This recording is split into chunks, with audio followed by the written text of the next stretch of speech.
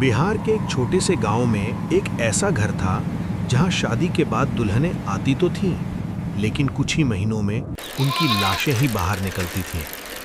हर बार मौत का कारण लिखा जाता स्वाभाविक मृत्यु, लेकिन सवाल ये था, अगर सब कुछ स्वाभाविक था तो गांव वाले उस घर के पास रात के बाद जाने से डरते क्यों थे?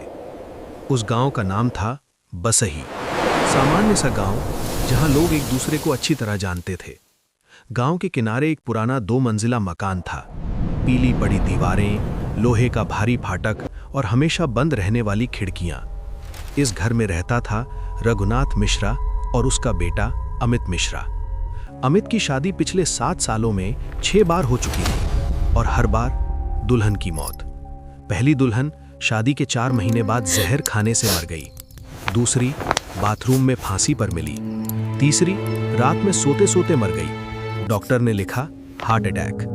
चौथी और पांचवी, एक को तेज बुखार, दूसरी को गैस लीक।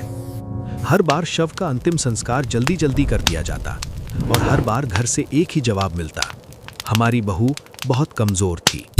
धीरे धीरे गांव में बातें फैलने लगीं।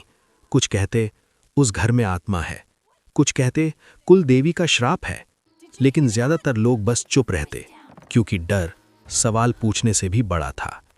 गांव में एक कहावत चल पड़ी, उस घर में बेटी मत ब्याहना। 7वीं शादी हुई अंजलि से, पढ़ी लिखी, समझदार और तेज दिमाग वाली लड़की। शादी से पहले उसने गांव वालों से पूछा था, इस घर की बातें क्या सच हैं? किसी ने साफ जवाब नहीं दिया, लेकिन हर चेहरे पर डर था। अंजलि ने तय कर लिया, वो सच जानकर रहेगी। शादी के बाद अंजलि ने घर को ध्यान से देखना शुरू किया। रात के समय उसे लगता जैसे दीवारों के भीतर कोई चल रहा हो। कभी रसोई से आधी रात को बर्तनों की आवाज आती। सबसे अजीब बात, घर का एक कमरा जो हमेशा ताला लगा रहता था, उस कमरे में रघुनाथ मिश्रा घंटों बंद रहते। एक रात जब अमित घर पर नहीं था, अंजलि ने चुपके से उस कमरे की चाबी ढूंढ ली। दरवाजा खुला, अंदर का दृश्य देखकर उसकी सांस रुक गई। कमरे में पुरानी दुल्हनों के कपड़े थे, उनके गहने थे और एक पुरानी डायरी। डायरी में लिखा था, हर शादी एक सौदा है, दहेज से ज्यादा कीमती होती है एक औरत की जिंदगी, और जिंदगी का दाम शहरों में अच्छे मिल जाते हैं। अंजलि समझ गई, ये घर शापित नहीं था, ये घर मौत का कारोबार था। रघुनाथ मिश्रा एक अवैध मेडिकल गिरोह से जुड़ा था। दुल्हनों को लाया जाता, धीरे धीरे दवाइयों से कमजोर किया जाता और फिर उनके अंग निकाल लिए जाते। मौत को स्वाभाविक दिखाया जाता, शव को जल्दी जला दिया जाता, सबूत हमेशा के लिए मिटा दिए जाते। अंजलि में सबूत इकट्ठे किए और पुलिस को सूचना दी।